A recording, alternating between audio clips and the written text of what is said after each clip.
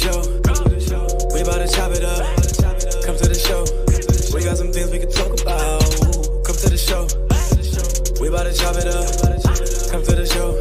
We got some things we can talk about. Chop it up. Chop it.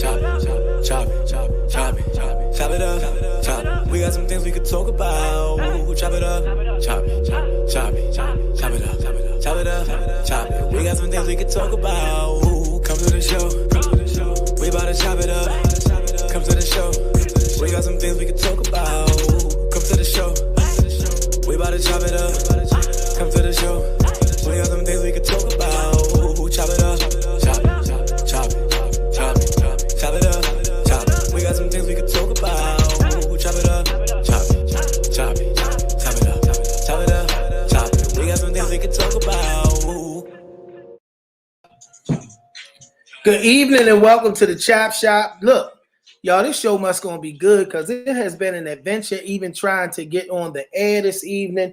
I am your host, as always, delighted that God gives us the opportunity to come to you, and we have a great show tonight. I'm Pastor Marvin McKenstry Jr., and we are here to talk about the State of the Union. Y'all know I put what's new on the flyer because we are looking at the two, both the national and local administration. Democrats came through strong in the election, and we got a new mayor in Baltimore. We got a new president in Washington, D.C., both of the Democratic persuasion.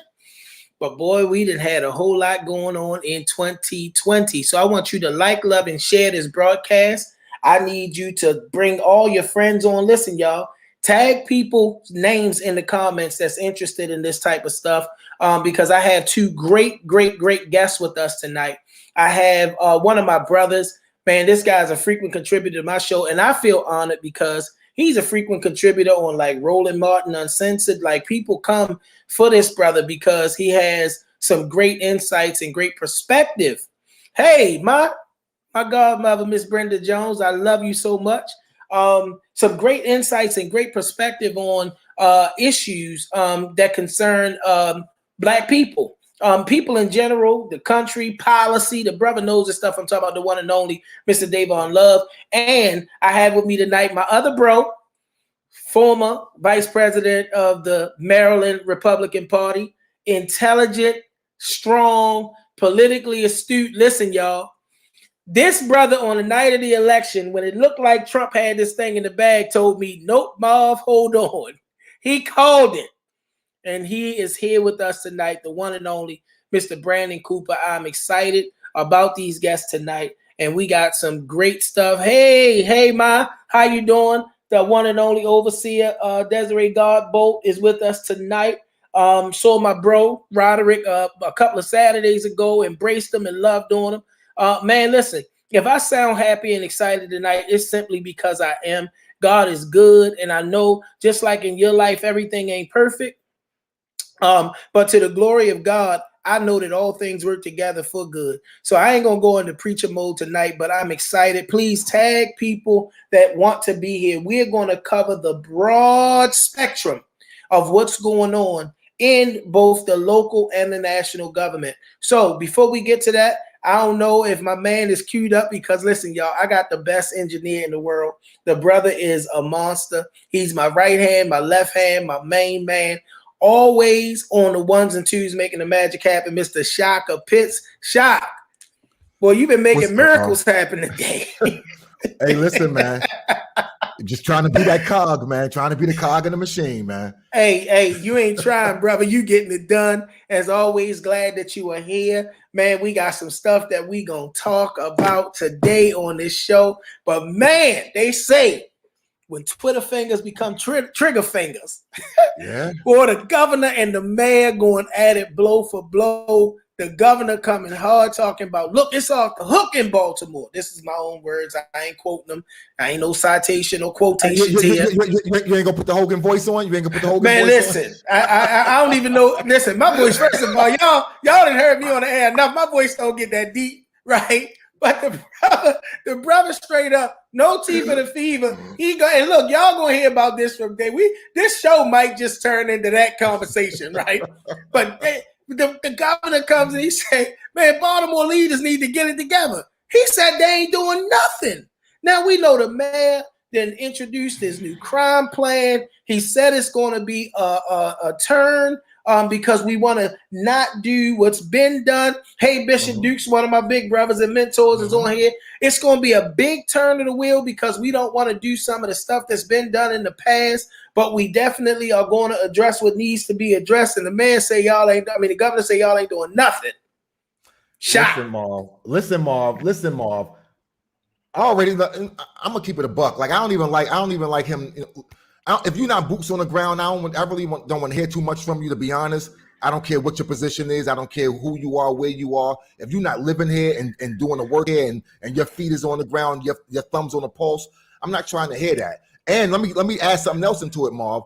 And what they expect, like what they want to snap of the fingers and be like, oh, nothing's turned around, nothing's changed. Listen, man, like get him, bro, stop playing all these like somebody tag Larry Hogan in this broadcast, right? All these micro aggressive racist tones is ridiculous, man. Like man, I've seen people call him a boy. You know what I mean? Like try to act like he's not a grown ass man. Listen. I'm sorry. Like he's not a grown man. No. Because we gotta call a spade, and this is the show where we gonna come to you live, direct, and we always gonna come correct.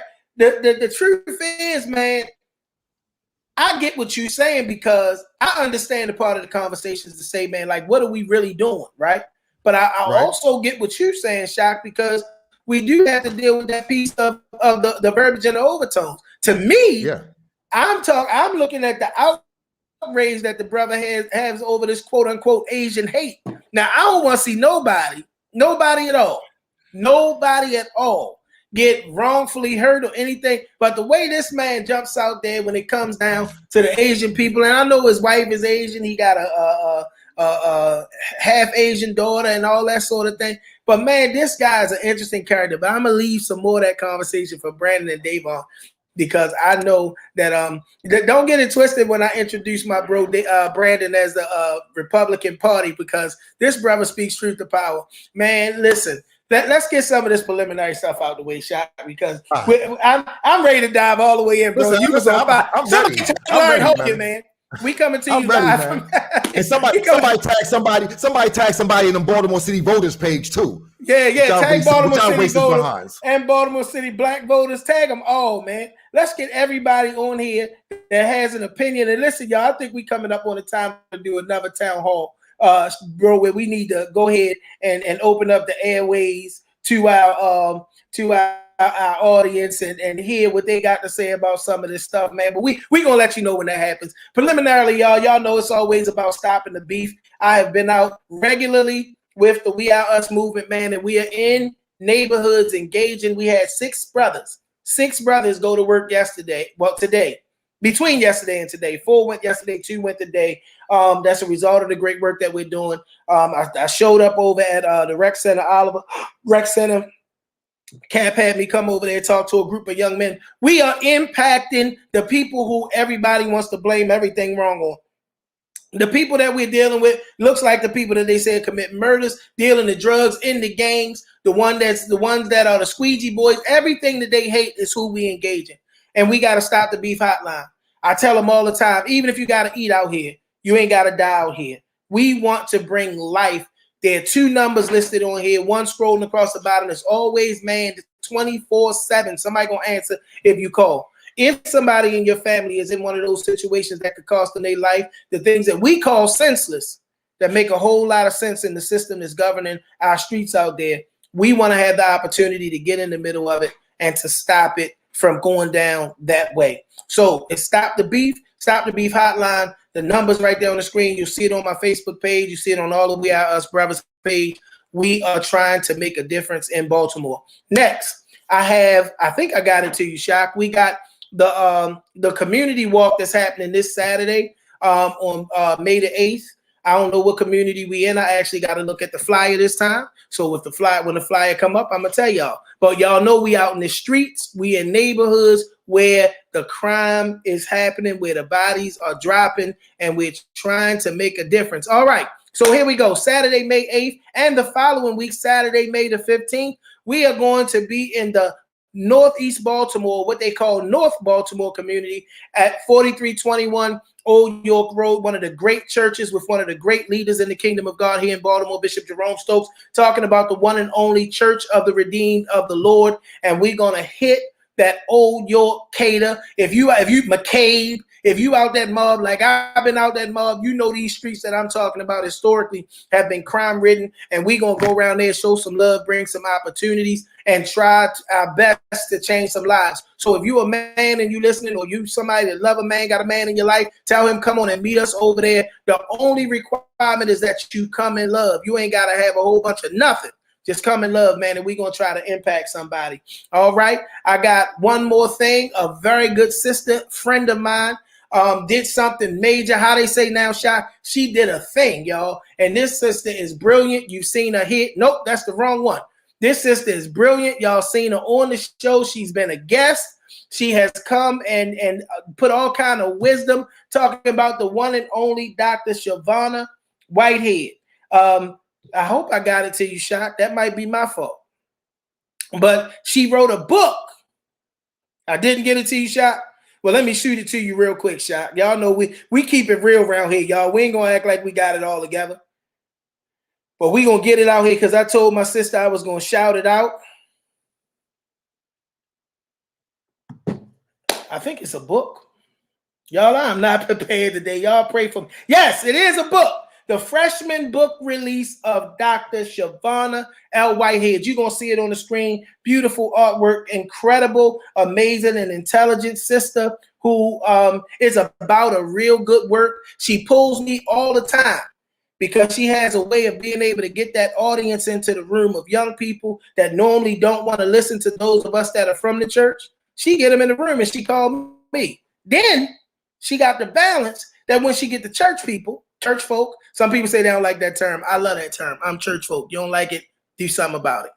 Church folk in the room, and then she'll bring me again, and we talk about the balance of the need to be able to have those hard conversations. I just emailed. If we don't get it up now, we'll get it up later. We definitely want you to see the artwork and have the advertisement for the freshman book release of the one and only Dr. Chauvin L. Whitehead. We got it? Okay. So we're going to keep the show rolling. Today is a special. Oh, there it is. Announcing the freshman book release of Dr. Chauvin L. Whitehead, I Am More Now. She's motivational and all of that sort of thing. And I'm sorry, we're going to bring you on Dr. Vaughn, and we'll spend like the first 5 minutes of a show talking to you about your book. I kind of butchered the intro because we've had all kind of technical issues today, but we are excited for you. We praying for you. We thank God for your brilliance being captured. Some of your brilliance being captured in this book that we know is going to impact a lot of people in a great way. www.ChauvinWhitehead.com. Is where you can go and find the book. And I believe, if I'm not mistaken, it's on most digital platforms. But we're going to get her on here to talk about her book. All right. I got one more thing. Tony said, today is a special day, not just any day. I have my beautiful 25-year-old daughter. I remember the day like it was yesterday. I was in Johns Hopkins Hospital. Her mother, she didn't want to come out. And I was over there with the great Ravens Hall of Fame offensive lineman, Jonathan Ogden. His son was being born. My daughter was being born. And we were both sitting in the maternity area, just kind of pacing and talking. I had no idea. This was in 1996, y'all, when the team came, that I was talking to the Ravens' #1 overall pick. He told me who he was. I said, man, we sat there. We talked about everything from football to fatherhood. And God sent me this incredibly beautiful blessing, my Marche. I love her. I spoke to her earlier this morning. She's gone to New Jersey to have some her time at some resort, something. You know, they do all that. She's my pretty baby. She's into all that fashionable stuff. But I want y'all to just get in the comments and help me wish my baby a happy birthday. Yeah, she grown, but she's forever going to be my baby. All right, y'all. So now it's time for us to get into the show. We only about 5 minutes over where we normally would be, where we get ready to go to our guests. And I have two phenomenal guests with us tonight. Two amazing young men who, first of all, are very involved in producing change at the highest levels of government in our state, Both of them have done great work throughout our city. I'm first talking about my brother. Y'all heard me mention it earlier today. He's Set Patient backstage. I love this young man. He's a friend. He's a brother. He's a great young man. He's exactly the level of black excellence that I hope that all young black men will one day aspire to. Brilliant. The one and only Mr. Dayvon Love, the director of policy for Leaders of a Beautiful Struggle. What's up, bro? Hey, I'm good, man. Always good to be with you. Always good to be with you. It's always good to have you here, man. And I got my other brother. I met this brother. I was introduced to this brother from my friend Catalina. I said, I need somebody with that Republican perspective. She said, I'm going to do you better. I'm going to give you a young black dude that can speak from that Republican perspective. But the thing I like about both of these brothers, they're not so partisan that it invades their ability to tell the truth. This young man was the vice president of the Republican Party. He's brilliant. And like I said, that night we were sitting there texting back and forth. I thought Trump had it in the bag. He said, no. His political acumen, his political acumen was so clear and on point that he called it that Biden was going to come back and do what Biden did. I'm talking about the one and the only Mr. Brandon Cooper. Brandon, thank you for being with us, man. It's been a while. It's been a while. Glad to be here. Happy New Year. Happy New Year and all that good stuff. Man, and that's what we're here to talk about, man. The State of the Union is what I should have named this show. I said, what's new? Because my original thought was we got two new administrations on the national and the local level. Do we feel like or see anything happening new? But I said, you know what? We are past the first third of the year because we're not at the quarter. We have 4 months in. We're past the first third of the year.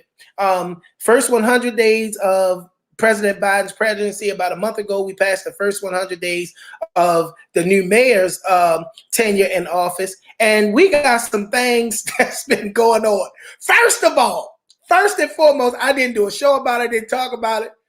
Republicans, MAGAites, they went crazy. A little different. You see, I tried to clean it up. MAGAites, the pro-Trump community went crazy on January the 6th.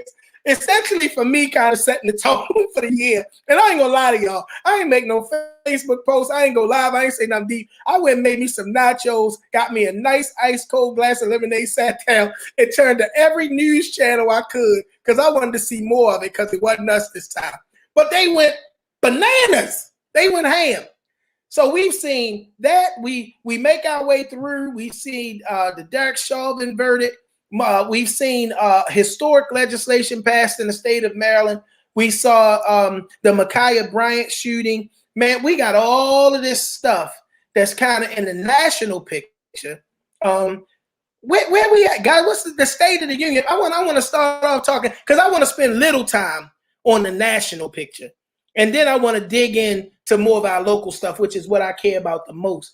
100 days in office, new president, and I'm a poke the bear because I want to start with you, Brandon. From your perspective, give me a synopsis of what you've seen, not just from what's come out of the White House, but the things that we've seen happen in the country as this new government or this new regime has taken power. I don't think in the last 100 days there's been any significant movement or change, and maybe that is what we needed after the last 4 years. There's been a lot of significant and dramatic things happen in the past 4 years, and so starting in January with the Biden-Harris administration, I think it's been a little bit more of a relaxed tone. So COVID's been obviously at the forefront, continuing what the nation's response to that has kind of been what's been going on in the last 100 days. But I think of anything that can note for the last 100 days, it's been a little bit more calmer and a little bit more relaxed, I would say. So I don't see any significant waves made in the last 100 days. Correct me if I'm wrong, if Congress has passed any significant, liberal progressive initiatives or Joe Biden has announced any significant changes, but it's more so the normalcy of the last 100 days, which is welcome, especially after the last 4 years, which has definitely been so to me, and Dayvon, we don't do the Q&A thing here. We could jump in where we need to.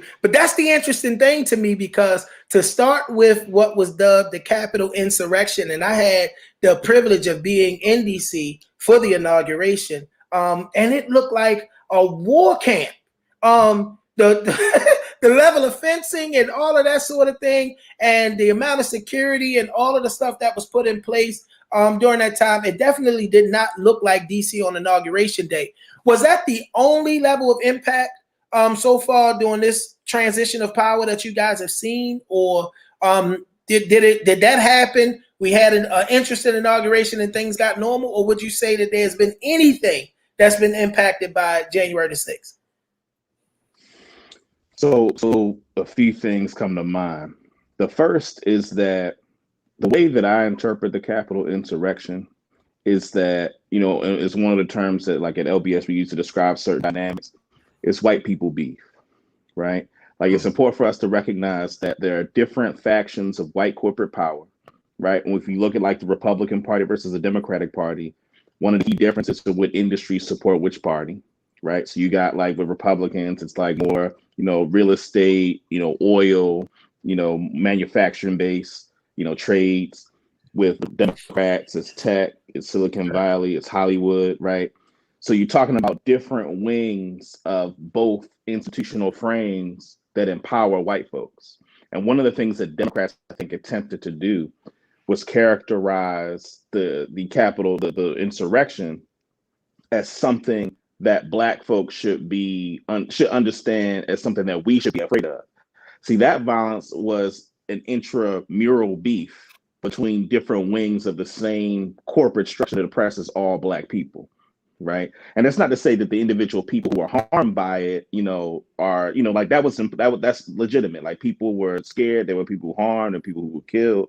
But the political analysis of it is my point, which is that we got to be clear that that is an intramural battle, and it's important for us to be clear about where our interests are. And so when I think about then to your question, like the first 100 days, to your point, to Brandon's point, it's been relatively quiet. But there's one of the things that I want folks to pay attention to, and it's a conversation that has started on this administration, is the question of an infrastructure bill, which is something the last administration promised they would work on and didn't come through on. And it's something that this current administration is going to say they're going to come through on. Bridges, roads, stuff like that. And it's important because if you think about cities around the country, there's a bunch of like old pipes, you know, bridges, and that really serves as an opportunity to create jobs. What I think Black people should be focused on and should pay attention to is how much of the investments in the building of new infrastructure will put us to work, will build the, you know, contractors and companies in our communities. How much of those resources are going to go directly to our communities to build up these bridges? Because what I don't want is for an infrastructure bill to pass, and it passes us by. And it passes by and it gets described as something that's going to create all these jobs. And maybe it creates a few jobs for us, but it don't produce wealth for us. It creates jobs for us and wealth for other people. So I think one of the things that we should pay attention to is this issue of an infrastructure bill and what it'll look like. And it's one of those things where the details are not as sexy, but it's important for us to be vigilant and making sure that whatever passes, the wealth comes to us and not just the jobs, not just the menial jobs that we'll get as a result.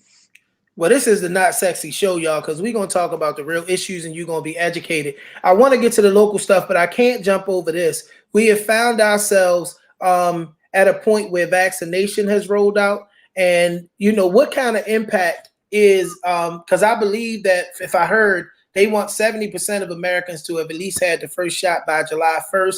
We've kind of watched this process under the national administration. Is that having any impact, or where do you guys find yourself as they're aggressive, regardless of what your personal position on a vaccination or vaccine is? Where do you guys find yourself seeing such an aggressive push to get citizens vaccinated? Yeah, I just got my second shot over the weekend, so definitely support the vaccination. But as you're noticing, we're seeing that vaccination rates are slowing down. I think we're at, you said, we're trying to get 70% by July 1st. We're currently at 30% nationwide, and particularly the Black community, for various reasons, is below that even still. So, you know, we're seeing that they're opening up. Used to be you had to schedule an appointment for vaccinations. Now they, you know, come in, no appointment at all. They're really trying to push on all levels to get people vaccinated. But across this country and across demographics, not just Black community, the vaccination rates are not to where they need to be or where they expected them to be. And so it's been very interesting where folks thought we'd get to herd immunity if people will get vaccinated. And even the experts at the CDC are now saying, we got to rethink our calculations on that. And we can get into a whole discussion about why vaccination rates are not what they need to be. Because that was going to be my question. Are we looking at, and Dayvon, you can feel free to jump in. Are we looking at a thing where the marketing or the educating is affecting people in the way of not being back? I mean, what do we see? What do you guys see as the broader hesitancy? I mean, I have people that are on all sides of the spectrum. I know folks that are, like pro-vaccination. And to be honest with you, in my circle, most of the people in my circle have been vaccinated or they're okay with getting vaccinated. It's a minority of people in my immediate circle but there are those who are not with getting vaccinated. I mean, so the two things. One, and you alluded to it, there's a lot of discussion about vaccination as a medical tool. And there's a history in our community of, medical tools being weaponized against our community, not trusting medical institutions. So that's just the reality. The way that I kind of rationalize it is that white folks wouldn't be getting something that was going to harm them, right? You know what I mean? And so, that's kind of my general thinking, though, again, questions about it, I think, are legitimate discussions to have.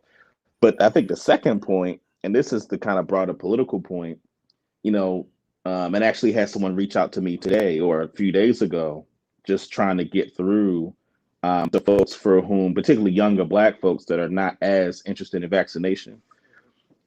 To me, I think what we got to be clear about, there's an element of our community that over all these generations of being devalued, all the societal forces that are at odds with our humanity as a people. And again, you think particularly about young Black people, you're not going to get the urgency to be protected. There are a lot of people that walk around without health care. You know what I'm saying? A lot of people walk out without the requisite things they need to live in the world. And I think that just speaks to the condition. Like a lot of people in our community, I think there's a general sense of hopelessness. And vaccination is just like on the rank of things in their lives that are an issue. The way that they would frame it is that's not kind of in the forefront. And so I see it as a thing where it just speaks to the larger issues we got to deal with as a people, like dealing with the fact that people's condition is such that it's just not of as importance given the circumstances we find themselves in. We got a couple of minutes before I want to make sure we save plenty of time for this local conversation, but it's one thing that I can't jump over on a national level, and I want to frame it out exactly the way that I mean and intend to say it, and I want you guys to give redress. Of course, you'll do it adequately. How does the Derrick Chauvin verdict and the Ma'Khia Bryant shooting happen in the same week?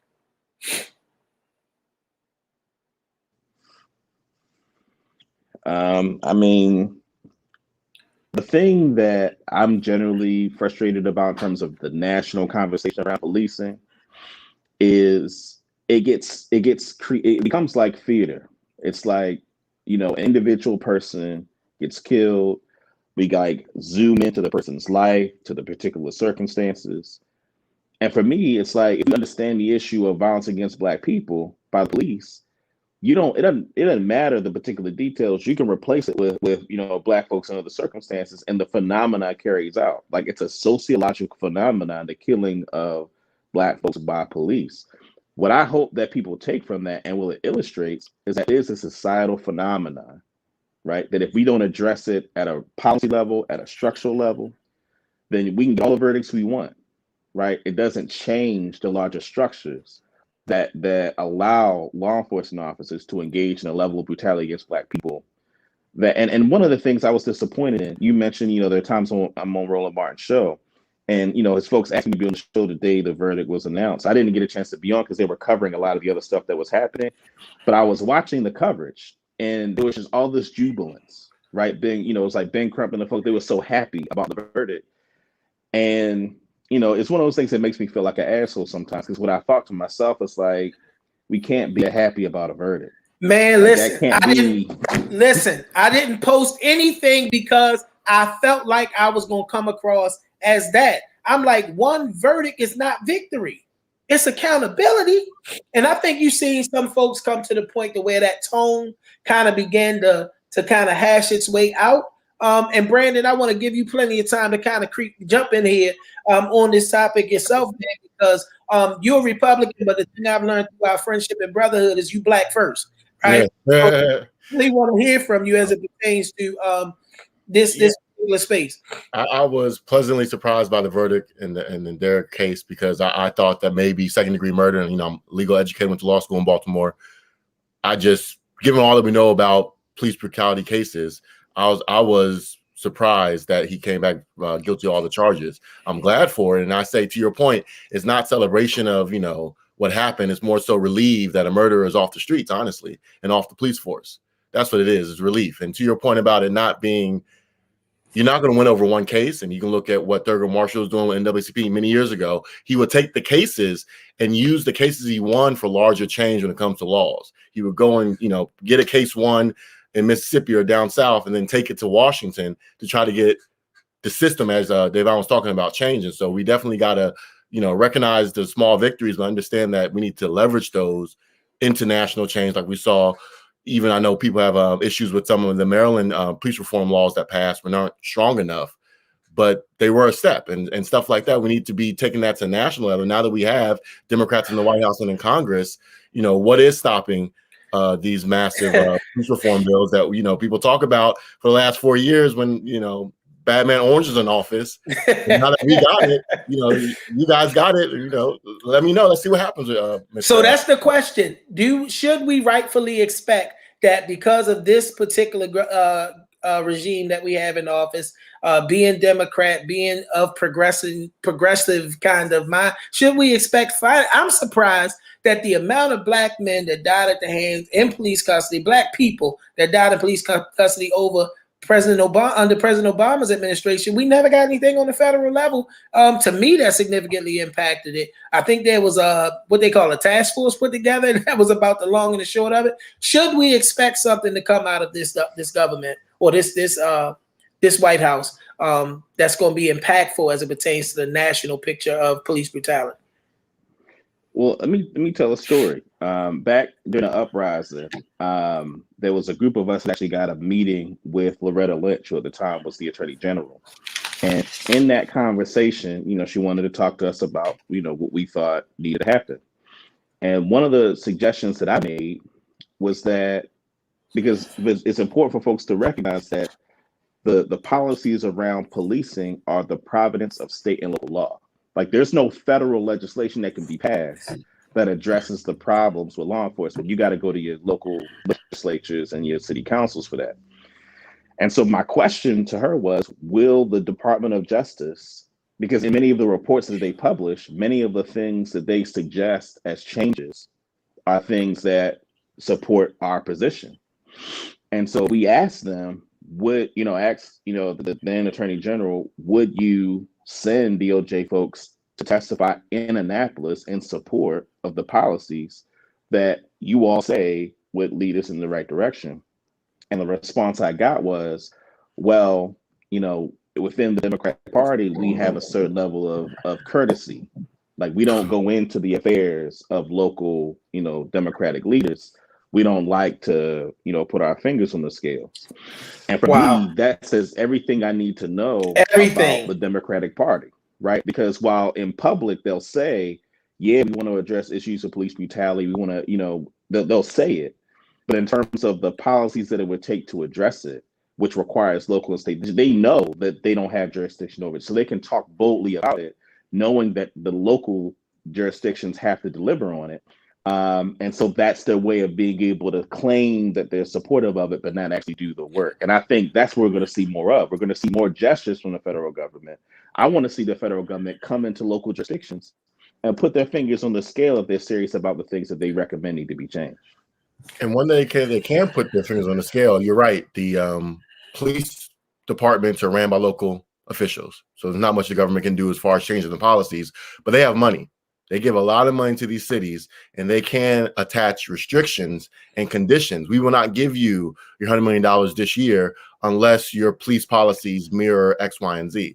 So there's ways for them to do it. And I think, as you mentioned, the Democrat Party kind of punts the ball. Republican Party, they vote and veto, as Governor Hogan did, the police reform bill, and then wonder why majority of the Black community can't vote for the party. So it's kind of like, on both sides we have a fight the way they keep pushing in different types of battles, but similarly a fight on both sides. So, man, I'm glad we got to be able to get through that stuff, because I'm like, man, if I got to, we're going to go overtime tonight, because this is the conversation that we must have. Baltimore, 2021. Crime, I believe at last count, I checked 19 murders ahead of where we were last year. We have a state's attorney who's embattled, a city council president who's embattled, a state's attorney who in the same way comes out and says, I'm not prosecuting certain crimes anymore. A mayor who releases a plan that does not have a lot of the traditional mechanisms to deal with what we see as aggressive, violent crime. The same mayor being accused of pandering to his base with his crime bill, and there being no real impact. A governor, right, who vetoes a police reform bill. The veto hits an override, and we finally get a level of police reform that we had only dreamed about 5-6 years after Freddie Gray, on the heels of George Floyd, Breonna Taylor, and everything else that we've seen. And we come in now, as I said to Shaka, Twitter fingers become trigger fingers as the governor and the mayor are going at it over what needs to happen in Baltimore. Gentlemen, we are essentially 4 months into the new year, a little more than 100 days into this new administration. Where is Baltimore? Where is it heading? Do we have reason to feel hopeful? From you guys, professional, political, whatever perspective you want to come from, talk to the people about where this city is, where it's going.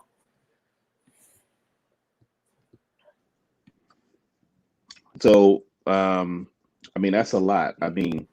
I would say these few things to start. The first thing I would say is that one of the reasons I appreciate this show is because there are a lot of people who are doing work in the community that otherwise don't have a platform. And one of the things that I often say, particularly to Republicans who criticize the inability of local leaders to address the issue of violence, one of the things that I say to them is that if they're so serious, and particularly the governor, if you're so serious about dealing with violence in the community, why not lift up folks in the community that are working to address violence outside of law enforcement, right? Because it's easy to just sit up and criticize, as was said earlier, but what about the work of lifting up people in the community that are doing something about it? It's as if there's this assumption that our community is okay with the level of violence that we're experiencing, and all of us know that not to be true. The notion that anybody would willingly live in a community where there's violence and not care about it, it speaks to the way in which people have projected notions of inherent pathology and criminality on a Black people. And that's just something that needs to be called out. And then the other part of that, when you think about the policing stuff, and it's one of my big frustrations about the policy conversations where people bifurcate or they try to make separate police accountability and public safety. If you have a corrupt police department that is allowed to be incompetent, that is allowed to do criminal activity, that is allowed to brutalize the community, then you can't have an effective law enforcement instrument. Like, even if you're a person that believes in law enforcement as it is currently constituted, I'm a person that believes that eventually we should imagine a world without law enforcement. But in the world as it's currently constituted, if we're serious, if the folks who are interested in dealing with violence, you can't do that with a corrupt police department. How are you going to get people to come and testify against those that are the drivers of violence in our community? How are you going to be able to get the information you need to a prosecutor to be able to effectively prosecute a person engaged in murder? So it's one of those things where police accountability and public safety are connected to each other. And it's important that those things aren't bifurcated. And so for the governor to veto the police accountability work shows that ideologically he's so pro-police. He's so pro-police that it undermines the ability to recognize that the strategies that he's hearkening back to are the strategies that got us here in the first place. And he'll name a handful of initiatives that he might have done that aren't law enforcement centric. But when you look at the kind of mandatory minimum sentences that he has attempted to push through the General Assembly, what it shows me is they don't understand the actual problem. The problem isn't the penalties aren't strong enough. The problem is you don't have a police department that can effectively do the thing that it's tasked with doing. Can I Go ahead, because we're going to stay right here with this conversation. So a couple of things. Again, I've said it before. I'm not a Hogan apologist. I agree that he should not have vetoed the police reform bills, at least not all of them. There are 5 of them or so. So it's definitely a mistake on his part, and it's not helping the situation.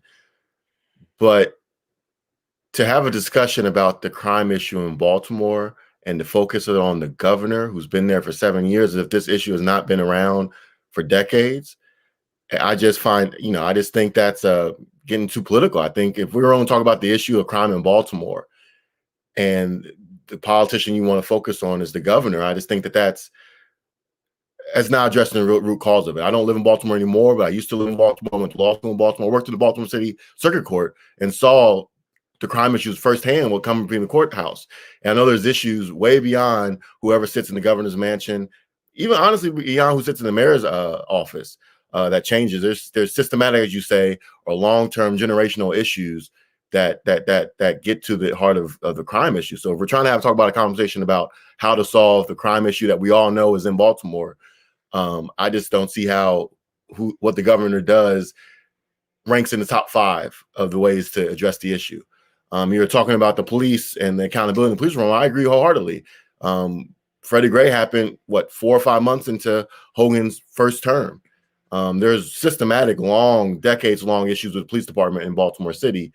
And we know that the people who elect the police commissioner and it is on a local level. And so I just think there's so many more issues as far as when it comes to Baltimore City's crime issue than the governor. I definitely think, again, he made a mistake by vetoing the police reform bill. Thank God it passed in General Assembly, but I just don't see that it ranks in top 5, top 10 of the causes of the issue in Baltimore crime, just from my perspective of seeing it, both on the inside and outside. Yeah, I would say, I would agree with most of that. I would say, I think the importance of mentioning the governor, Larry Hogan, is very popular in the state of Maryland. And in fact, there are a lot of establishment Democrats who, very quietly are big supporters of Larry Hogan, and also the same Democrats that have carried the paradigm, the kind of zero tolerance mass incarceration paradigm that's got us to where we are today. But I also agree. I mean, the problems go a lot deeper than that. And I think there are a couple of things that I want to mention that I think may put some of those deeper issues into focus. First is that I think, it's a quote that I use a lot. Dr. Amos Wilson wrote a book called Black on Black Violence, and he describes the phenomenon of homicide in cities like Baltimore as an externalization of a suicidal impulse, right? That when you have people that have internalized notions of inherent criminality, inherent pathology, feelings of worthlessness, that it's easy to kill someone that looks like you. The perpetrators and the victims, most of the perpetrators and victims are Black men, right? And Black people generally. And so I think that for me, that's one of the core issues, right? Which is, how do we address the fact that the societal forces impact the psyche of our community in such a way that that's the kind of violence that gets perpetrated in our community, and who can we empower in our community to reverse that? The police can't reverse that. I think the work that, Brother Marvin, you're doing with the brothers that you go out with on Saturday afternoons to go out into the community, like, those are the folks that are going to be able to reverse the psyche that causes that. But the second thing that I think is also important when we talk about root causes, and this gets into some of the stuff around conversations around corruption, right? The way the media covers Baltimore City. And one of the things that I find problematic is that there's so much emphasis on, the shortcomings of Black elected officials and Black figures. Not nearly enough conversation about the corporate sector, who actually control many of the arenas of civil society in our city, right? Is that the policy decisions of the GBC, the corporate sector, where they're bringing service sector jobs, right, where they're not employing folks in the community, like that, and those policies get upheld. That's a big piece too, is the why violence continues. So let me throw this out there, right? And when y'all see me taking off the screen, we want y'all to go in and have at it. Just talk, right? So don't let that shock you. Next time you see that, y'all go in. Because this is what the last time we had under 200 murders, or under 300 murders, it was actually under 200 murders. And that was under Mayor Sheila Dixon. And, it was Sheila Dixon, Pat Jessamy, and Fred Billfeld. And whatever they was doing brought us in under 200 murders, right? We just had a conversation about the violence in Baltimore that did not include the police commissioner, did not include the state's attorney, and did not include the mayor. Like, how do we have a conversation for the last 7, 8, 9 minutes about crime and violence in Baltimore? And don't get me wrong, because Dayvon, I get the big picture of it. But for the generation of people that's saying, man, look, I hear that. I hear all of the social ills. They older than we are in a lot of cases. But how do we at least stop the bleeding? Well, how do we have that conversation where we are talking about crime on the local level and the three major figures who are attached to what it takes to corral and try to do something to stop the bleeding? They weren't even mentioned. Yeah, that was kind of my point originally. But I agree that, and I think those three figures can lead the effort on addressing the social ills. One reason I'm Republican is I believe in limited government. I don't believe the government is the answer to fix the problems in our community. It's a rude day. They can help, they can support, they can be a team player on it. But I think that the healing in our community and the improvement and the empowerment, as Dayvon was talking about, is not come from the government. That's fundamentally why I tend more often than not to lean to the Republican side than others, is because I've just recognized that as our community, that's going to be the forefront of change in our community. And so I definitely think recognizing the social ills, as Dayvon was talking about, are essential. I mean, again, when I was working in the Baltimore City Circuit Court and I would sit behind with the judge when we sentence people to jail in the prison, you have to read a sentencing report that talks about the person's background before they get sentenced to prison. And after about 2 weeks of sitting there, I could pick up on the pattern of what is in the sentencing report. If someone's being convicted for 10, 15 years, either for murder or drug possession and drug distribution, 9 times out of 10, they didn't graduate from high school. They come from a broken family and they have low, economic opportunities. It leaves them hopeless and they turn towards the life of crime or life of what leaves them where they are at. And so I think when you see that those same root causes Dayvon was talking about, are consistently, regardless, it's not even about the Black community. You look at the white community, this is still the same kind of systematic causes that lead folks to these crime areas we're talking about. Addressing those areas is a solution. And I think, again, the government can play a role in it. They can play a supporting factor in it. But I think the main lead comes from the community. You're talking about the people in the community doing the work, who are involved. I'm part of a mentoring organization trying to do the work ourselves as well. I think that's the tip of the spear, where we have folks who are on the ground doing it, but unfortunately they're not getting the recognition or the support and the numbers that they need to make a difference on it. We can keep, voting and thinking that, this is the year we're going to elect somebody who's going to bring change. But I think until we start having a true, I won't say revolution, or a true movement in our community, it's going to be the same thing over, different record plan over and over. Yeah, I mean, I think a few things. One, it's important for, I think, folks to reckon, anyone who has either run for public office or know people that run for public office, what's clear, this isn't something that's often made public, but there's certain networks that you try to get into it with, right? There's certain fellowships that you try to connect to, whether it's the Young Democrats, whether it's elements of labor, whether it's the Greater Baltimore Committee's, leadership program. There are a variety of different networks and institutions that you attempt to be in close proximity to. And those institutions are not controlled by folks in our communities. So what happens is that the most of the elected officials that then become seen as viable have been selected for us by folks that aren't from our communities. And that doesn't mean that the folks in elected office don't have their authentic connections to the community. But what I'm saying is that what happens is they have to go outside of our community in order to get the access to fundraising, to get access to the networks, to be a viable candidate. And then we're picking from what the corporate sector has essentially blessed as legitimate folks for public office. Reason why I say that is because then when we're talking about like holding public officials accountable, I mean, I refer to many of the black folks in elected office as kind of glorified customer service representatives, right? Because they're not actually folks that we produced, that we groomed, that our resources and networks produce them and put them where they are, right? These are folks that, and they'll tell you in private, they got to do a little dance here and there in certain networks in order to get what they got to get to then sit in the seats that they have to sit in, right? And there are variations. Some people do more of that than others. Some people do less of that than others. That's generally the pattern that we have in Baltimore City. That's important because it leads me to the second thing. Last thing I'll say on that is that so when we talk about issues of violence in our communities, see, it's for me and similar to what Brandon just said. The role of a politician is to support the work that folks are doing in the community, to bring to bear the instruments of government that are relevant and useful to the things that people in the community are doing.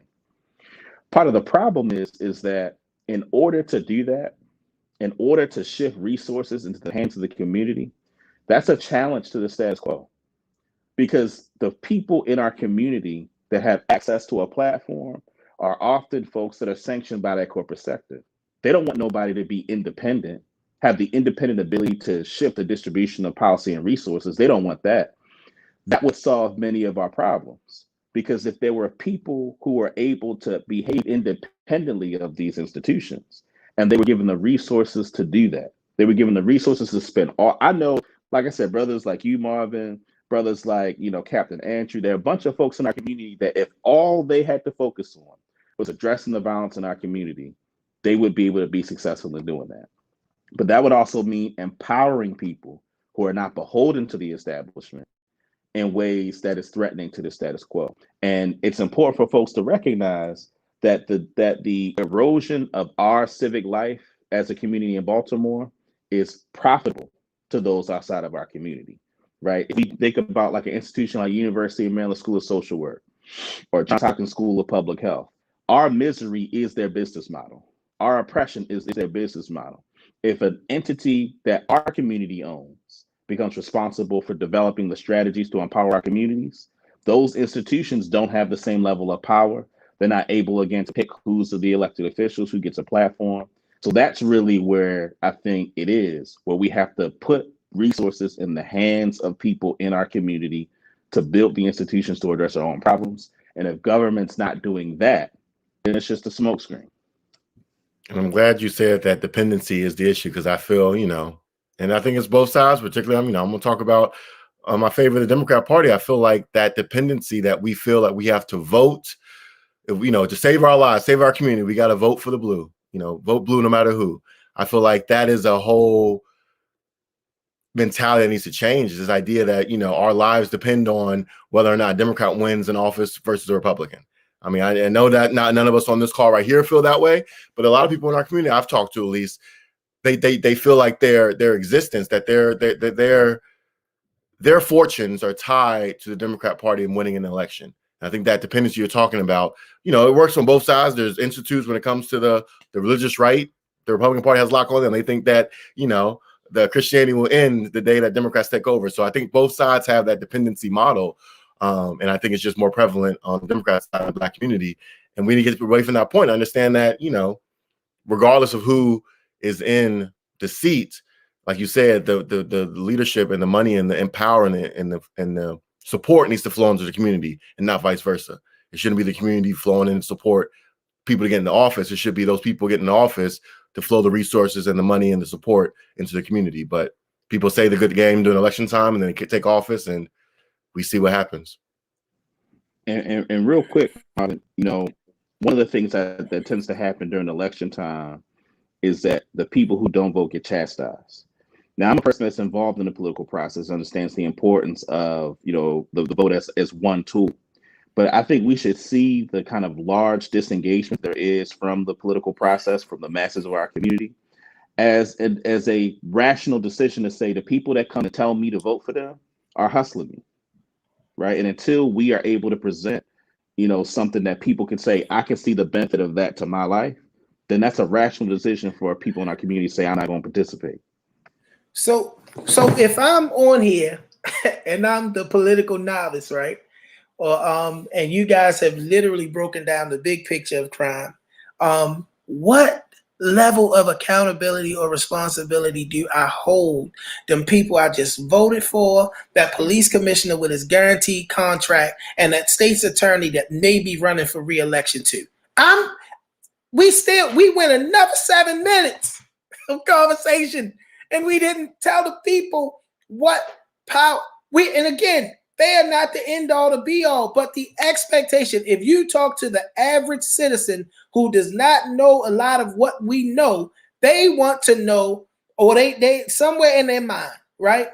How are we going to slow the pace? Thank God for ceasefire. Thank God for We Our Us. Thank God for Leaders of a Beautiful Struggle. Thank God for Cameron Miles. Thank God. Man, I could go on and on with people who I work with and people whose work I admire.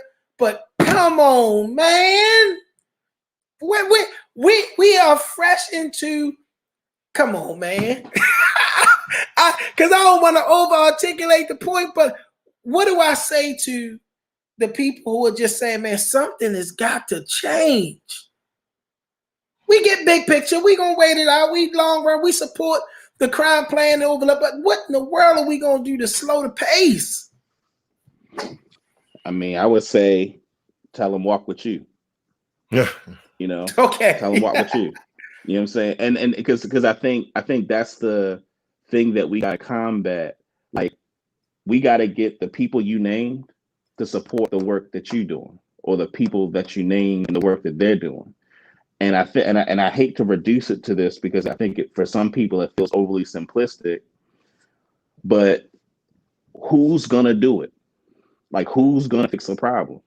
Like, who are the people that can actually? But that's not my question. That's not my question. My question is, what should my expectation be of that triad, right? That triume of government that I vote for. One gets the guaranteed salary. And listen, y'all know I'm not anti-government. I'm not anti-Brandon Scott. I'm not anti-Marilyn Mosby. I'm not anti-Michael Harrison. I've enjoyed the pleasure of working closely with all of them. But if I'm watching this show today and we are talking about the state of Baltimore City, what level of expectation should I have out of that triad? That's something. What do they do? I think by the time our issues get to them, and I don't want to seem too pessimistic, it's a little bit too late. I think when we're trying to figure out how Marilyn Bowlesby, who I have varying opinions on, but overall, I'll leave it at that. Met her, she's a nice lady. If you're thinking that the prosecutor, the one who is hired to literally put people who her job is to take the bad guys off the streets, I don't think that's when you start having a conversation about how to solve the crime issues in our community. That's my point. So I think of all the people you mentioned, that triad, the mayor possibly would be the one that I would only put any type of attention on, because again, I think looking at the root causes of the issues in our community, education and economic empowerment, that's where the mayor can have the influence on. And it comes to changing that paradigm. It's just the way we think. We think that our help comes from November, whatever, when we make that election ballot. And I think that we need to focus it more on the community. I know that's kind of, not answering your question directly. You want to ask. You asked the political pundits the last time we had a lower murder rate, a significantly lowered murder rate. That's kind of the conversation that you get. And that conversation is one that's rooted in the fact that you had a triad in government. You had a police commissioner, a state's attorney, and a mayor that all seemed to be working together in concert to produce those results. What do we say to that? Yeah, I mean, I would say, I guess it depends on, the specific ask from the individual offices. Because, for instance, when I think about the mayor, I think about what is the mayor doing to support the particular efforts that are happening in the community, in the neighborhood, to address those issues. The question that we would ask a prosecutor is, what is the ability of a prosecutor to effectively, deal with the people who need to be put off the streets? We deal with the police commissioner. What is the ability of the police commissioner to be able to execute the job of a law enforcement officer in a way that doesn't violate people's rights? So, I mean, to me, those are the questions that we would put to those particular officers, you know what I'm saying, about what their role is. But I think ultimately the metric is to what extent are the folks in those offices working to support the work they're using whatever power they have to support the work that's happening in the community. And I don't know enough about that particular period of time, you know, in terms of the institutional arrangement at the time to say what, you know, Mayor Dixon, State's Attorney Jessamy, and Bilford were doing together, right? But I would argue that whatever changes, whatever success was happening on the question of violence, that came primarily from the community, and that it was their responsibility to support the community in doing that. All right, man. Listen, you ain't gonna get no more pushback from me. But this has been, as always, I expected, a very informative, and towards this last part, a very interesting conversation, man.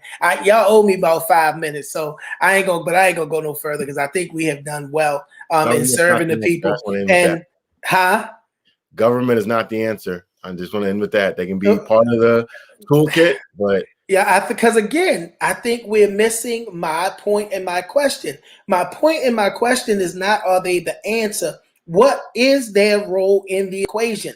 I think that when you're seeing this level of bloodshed, and people want answers, they want a response. It's not my job to create a fight between anybody. You know, that's just not how I get down. But if I got an audience on here that trusts us to give them truth, so are we essentially saying don't expect nothing out of them?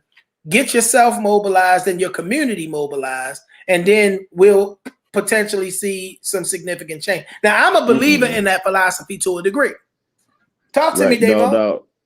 No, what I'm saying is that I think sometimes we frame their position as something that can fix the problem. And what I'm saying is we need to make sure that the mayor is supporting an agenda that's supporting the community, that the state's attorney is supporting an agenda that supports the community, and that be our metric. Like the mayor, Brandon Scott, on his own can't do nothing that's going to solve the problem. There's no magic wand but what we can do is we can say, look, Mayor Scott, you need to support this. You need to put this in your budget. You need to make sure that police are doing this instead of that. We need to make sure that you support police accountability so that the community can have oversight, so that the police department can be more, you know, like those are the kinds of things that we should ask of the mayor. I think a part of the hang up, at least for me, is that we got to be clear about what the person in the seat can do to fix the problem. And what I'm saying is the mayor not going to fix it, but what the mayor can do is use the power the mayor has to support those that are working to fix it. What previous administrations have done is they just give a bunch of money to the police department. That's been their solution. What I'm saying is we got to shift that and put resources into the community, right? So the community can address those problems, because that's a more effective way of doing it. So that's what I mean. I agree with that. I agree with that. But literally, we are not asking people to go out right now and confront murderers and all of that sort of thing. With this system that's broken, because one of the things that often gets, I believe, this is me talking, y'all, and y'all, my listening audience, those of you that are still here, y'all can assault me, attack me, shock, you can jump me, but to a degree, I believe that the police ultimately are sometimes overly scapegoated because the parts of this system that needs to be addressed in the sense of prosecution, the judges, and especially the courts, man. If we got some real insight to the courts and how many murderers are beaten cases, how many ill-prepared prosecutors are walking into courthouses sometimes because they overwork. I mean, I think the conversation for me is never really as equitable as it should be. And I'm gonna be honest with you, I'm kind of blown away that while we are three, I hate this word, woke, conscious brothers, that we are not getting some level of expected accountability. Now, it's not to build an expectation of people that person that been elected, they gonna fix it. But what is their level of responsibility versus what ultimately becomes culpability in the problem? Yeah, I feel like what I'm saying is getting at that in the sense of if a prosecutor isn't able to effectively put together a case, or if the police department is so incompetent. Like I remember if you read the Department of Justice report, where it said that they did an analysis of the amount of times that when the police found someone with a handgun, that it was only like 10% of the time where the paperwork was done that you're supposed to accompany with when you find a handgun. Like the level of incompetence from we know that system is broken. We know it's broken. We know it needs major repair. We know that it's under consent decree. I got you, bro. I get it. So I'm gonna leave it alone because we really you have to check out because we are over and the audience has let me know that we have exhausted our hour because they done left us, y'all. We got about 5 people left on this broadcast. Man, I thank y'all. And listen, y'all know that this is an ongoing conversation. I really think that the 3 of us need to do this more. I kind of like the dynamic that it presents because it gives us the ability to kind of have the big picture conversations. And I think that's information that needs to be conveyed and it's nowhere near conveyed enough. Dayvon, I love you, bro. Love the work that you continue to do, how you interject in sometimes in spaces quietly because it's not for you to broadcast where you are. You just really are about the work. And Brandon, man, when I call you bro, like since meeting you, you've done some educating and helped me to understand some more of this thing called politics that I'm fascinated with. And you always make it very, very clear that you never put political affiliation above 2 things that are very important to me. That's first of all, truth. And second of all, you being a Black man. Yeah. So I'm grateful for the relationship that we're forging. We're going to continue to do this, man. And I'm going to be looking around at when is the appropriate times. I also don't want to exhaust it, but when is the appropriate time for us to come back and maybe some more pointed dialogue around certain issues, man. You know, I just love what y'all bring to the table. So coming up next week, y'all, I got 2 flyers for the next 2 shows because I want to start announcing this show on the 20th early because it is going to be one of the most polarizing shows, one of the most polarizing figures that we have ever had on the Chop Shop. But on the 13th, we are checking back in with our 2 fabulous PCAB members. The president of PCAB, which stands for goodness gracious, what is it? Parent Community Advisory Board for the Baltimore Public School System, Mr. Joe Kane and Miss Jessica Fauntleroy. She was the president and she's still an active member of PCAB. And y'all remember the last time they were on here, they brought the fire to the degree that our show was featured on Fox 45. So Fox go do y'all check-ins and report because there's some more stuff that come out. Man, listen, it ain't no telling when they get finished chasing this money. I was a big fan of The Wire, Dayvon. And you know they say when you follow the money, you never know what you might uncover. There's been something over there at the former Northern High School, Reginald F. Lewis. All kinds of interesting things have come out. So we're going to check back in with them. I don't know if Shaka is trying to get those flyers up for me, but we are going to check back in with our current PCAB president and our former president, who is still a very active member. 2 great people who are passionate about schools and about our. Did you get that? I sent the email. Shaka, I'm off today, man. I sent it all late. But not only that, but you sent the email. It's not that picture. It's something else. It's something else. Yeah. It says school days, but it has somebody else's picture. I can put it up if you want. Oh no. I sent the wrong one. No. I got the right one. I'm gonna shoot it to Shaq real. Listen, y'all, we raggedy today. And listen, we ain't gonna only come to you when we got it all figured out. We gonna keep it real. We gonna I sent the same one twice. My bad. Let's get this fixed real quick.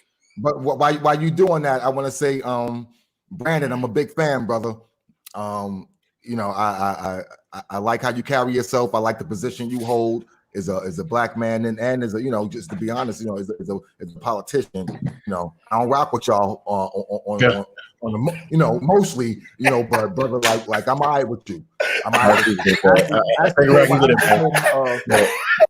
I told my Republican homeboy, I was like, listen, you got come on, man, you got to check this brother out. Like y'all in the same wheelhouse. So yeah, like I appreciate you, brother, and I like the work you do. So Dayvon, I'm not a Republican. I need to tell you that. I'm not a Republican. I sent it to you again, Shaq. We'll send you another email with the other picture. I'm not a Republican, but I'm noticing with age and the application of my faith, I'm way more conservative than I am. Oh, yeah. So, you know, I get it from both. And again, I'm not a Democrat either, y'all. I'm a registered independent, and I've always proudly been a registered independent. And yeah, man, this is it's an interesting perspective. But I love these two brothers. Like I said, they don't put truth, they don't put political platform above. I'm still kind of interested in how we missed them three.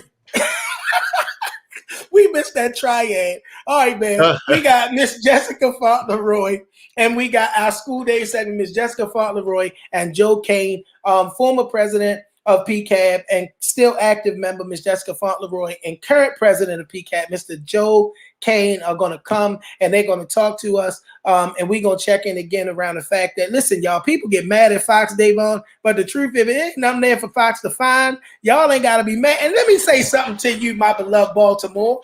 Let me say something to you. This thing y'all got where people can't keep it real about black leaders and everything about a black leader is racist. Stop it. You are going to develop the boy who cried wolf syndrome. Stop it. Even if you got to just sit back, hold your peace, let the situation have its due diligence, and then give your response. And if you want, y'all want to unmute and talk on it, y'all can, because it's really starting to get on my nerves that y'all not even doing, you ain't even looking at no evidence of nothing. Y'all just sit back there. If they black, no, it's attack. Are we talking about our esteemed state's attorney? No, just in general, because they've said it even as it pertains to the school board CEO, the school system CEO, and I think it minimizes when we get to this conversation and this is the conversation we need to come back and have. We get to the point to where all things are racism, we minimize real racism. Yeah. Correct me if I'm wrong. I would say this. I think you're definitely right. There are people who use racism as a cover for incompetence. Like, that is real. I think there are two things that can be true at the same time. That can be true, but it's also true that particularly the media emphasizes examples of black incompetence, notions of black criminality in ways that it doesn't do for white folks.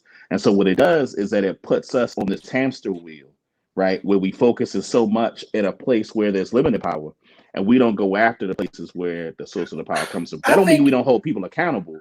That just means that we got to recognize that the media has an interest in doing that way. But my only thing about that, and again, I'm not pro media. The only media I care about is the Chop Shop, and I do like the C4 show because C4 is my guy. He just keeps it real. But in a city like Baltimore, what else the media gonna cover when all the leaders black? Or black, yeah. Yeah, but I would say you have to look at the people in the philanthropic community, people in the business community. Like the GBC, the Greater Baltimore Committee, has more power than any single politician in the city. But we don't see stories about the GBC. We don't see stories about the kinds of policies they push in Annapolis. We don't see policy. We don't see the fact that they're actually trying to recruit more businesses to come to Baltimore City so they can give our service center. Like we don't. That doesn't get covered. What I'm saying, we gotta have balance. And we got to recognize, you know what I mean? So that's really my point. I so we're going to come back. I think that might be the next show. That might be the next show. Racism, real racism, or because I think we get there when people have a better understanding of racism. But this show that we're going to do on the 20th, y'all know that I don't do a lot of pre-announcing, but I'm going to run this flyer. Is going to bring one of the most polarizing figures in Baltimore politics. He has made a few spirited runs at a couple of local offices, and you see him constantly on television and on radio because he appears to be the person that's courageous enough to speak out against what people see as widespread political corruption in some of these leaders in Baltimore that seem to get a pass from others. We're talking about the one and only. I'm going to sit down and have this Baltimore conversation with the one and only Mr. Thiru Vignarajah. Dayvon got that smile on his face like, now that's the show you should have had me on. We're going to just sit down and we're going to talk Baltimore with Mr. Thiru Vignarajah. He ran for mayor most recently. He ran for state's attorney in the last election. We're going to find out if he got any upcoming runs in his wheelhouse. But we're going to sit down and talk Baltimore, y'all, and we're going to hear about some of the same stuff that we talked about from the perspective of this person who cares enough to continue to run. And let me help you out, man. Some people look at his nationality and think that he's a Baltimore guy. He's educated in Baltimore schools. His parents taught both of them, taught in Baltimore schools for years and are very beloved former faculty members in Baltimore public schools. So don't get it twisted.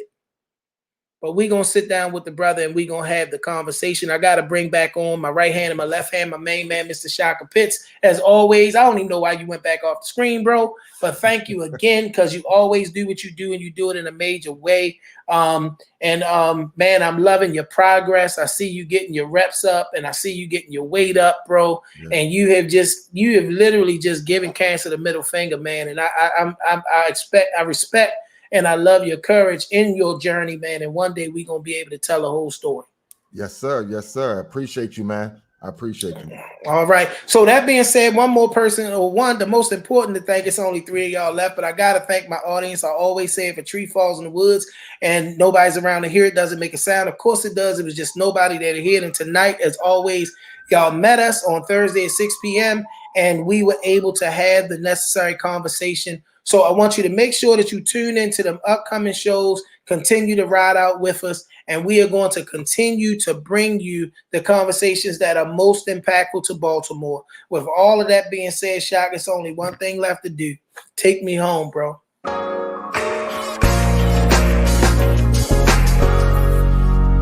I can be more. There's nothing that I can't achieve if I just believe. You can be more. You can make every dream a reality. We can be more. Be more, be more. Yeah. I can be more. I wake up every day and try to be more. I pray I be more. It's easy to achieve anything you believe. Like hold your head high. Girl, you got a reason to breathe. I see a rare mind. Boy, you got a reason to dream. Let's take flight. Give the children a reason to see redemption. We grow up in the jacks where it's evil and wicked. Where the people with success don't want to send you a visit. But we still finna make this life worth living. Now throw your hands to the sky if you feel it. Hey, throw your hands to the sky if you the realest. You got a vision. Let's put them pistols away and make sure the OGs keep the community safe. In the world where the ladies crying, the babies dying, I think we can create that space to make a way for the ladies to ride and make baby giants. Be more, believe, let's play. I'm so in love with life. There's nothing that I can't achieve if I just believe. You can be more. You can make every dream a reality. We can be more. Be more, be more.